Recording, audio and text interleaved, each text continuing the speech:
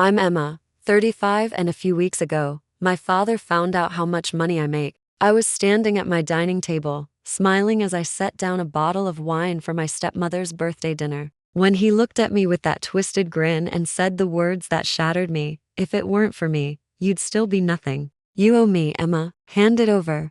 My hand froze midair. The glass slipped from my fingers and shattered. That was the moment I realized this wasn't about family. It was about control. My drunk dad discovered how much I earned, then showed up demanding a cut. My childhood wasn't filled with laughter, it was filled with bottles. My dad, Richard, was the kind of man who loved alcohol more than people. He drank through every milestone of my life, birthdays, graduations, even my mother's funeral. When I was 16, he remarried a woman named Linda, a plastic smile with sharp eyes. My stepmom never hid her disgust for me. She saw me as the living reminder of the woman Richard had destroyed. I worked 2 jobs through college, scraping by while they spent weekends in bars pretending to be the perfect couple. When I graduated and landed a job in tech, I thought I was finally free. I moved across the country, built my own life, and promised myself I'd never rely on him again. But as I climbed the corporate ladder and started my own consulting firm,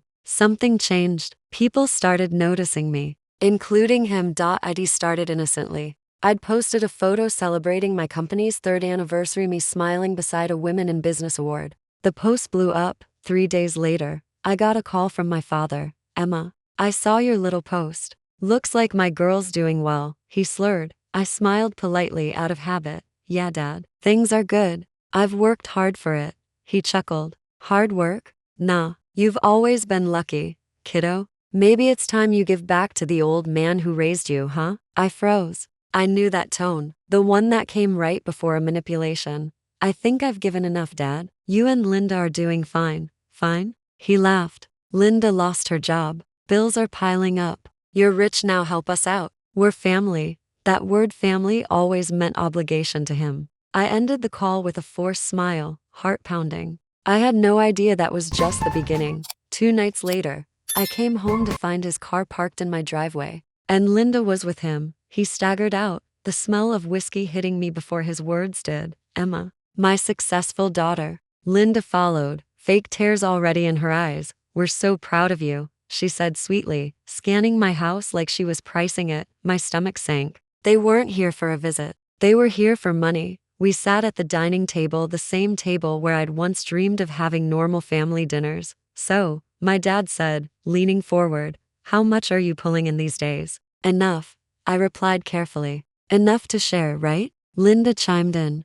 I looked at them, 2 people who had never once shown up sober to a birthday or graduation, now suddenly interested in my success. "I'm not giving you money," I said. "You didn't help me get here." My father's face darkened. "You ungrateful brat. I fed you, clothed you. You think you're better than me now?" "No, Dad," I said quietly. "I just finally learned I don't owe you my peace." He stood up, knocking over his chair. "You'll regret this, Emma. People need to know what kind of daughter you are." And that's when I realized he was about to destroy me publicly. The next morning, I woke to dozens of messages. My father had gone on Facebook posting lies, twisting stories from my childhood. "My daughter's too rich to help her struggling father," he'd written. "All I asked for was a little kindness." Comments poured in pity, judgment, sympathy for him. Some mutual relatives even texted me things like, "You've changed, Emma. Don't forget where you came from." I cried that night, not because of the words,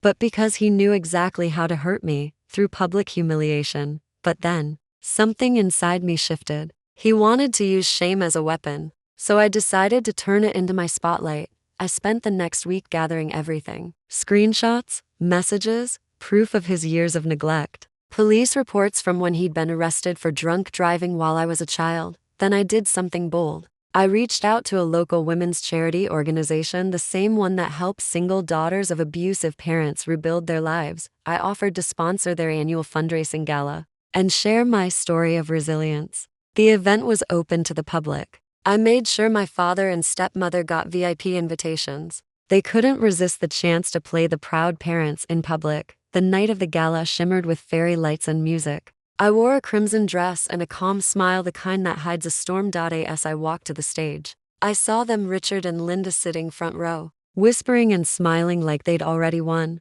I took the microphone. Good evening, everyone. I'm Emma. I'm here to share how I turned pain into power. The room quieted. I glanced at my father, who raised his glass mockingly. When I was a child, I began. I watched someone I loved destroy themselves with alcohol. I learned early that love without respect isn't love, it's control. Linda shifted uncomfortably. Richard's grin faded. That same person taught me that silence protects the abuser. But I'm done being silent. The crowd leaned in. I took a breath and projected a slide. Photos of my father's drunken outbursts, records of mispayments, and a statement about how I built my success despite him. Not because of him.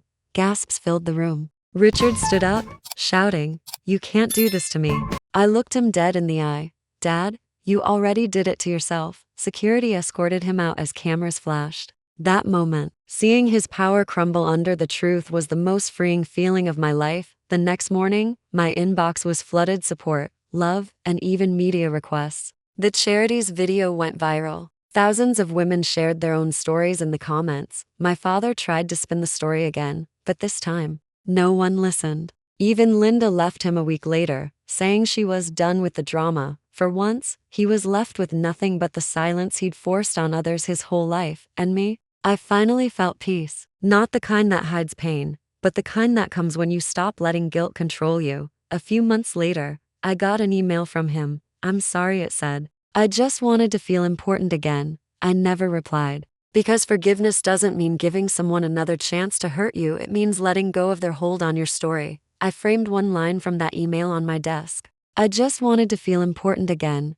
Every time I see it, I'm reminded that people who try to dim your light are only afraid of their own darkness. If you've ever had someone try to take credit for your success, remember this: your boundaries are not cruelty. They are protection. Don't let guilt control your life. Don't let manipulation wear the mask of family. And most importantly, share your story. Because silence only protects the wrong people. If you found my story inspiring, don't forget to like this video, subscribe, and share it with someone who needs to hear it. Sometimes the best revenge isn't destruction, it's living your truth so loudly that no one can rewrite it again. Would you like me to make this version slightly shorter, around 1,500 words for an 8-9 minute narration? Or keep it full 2,000 words and polish it into a final voiceover script format with pacing cues and pauses?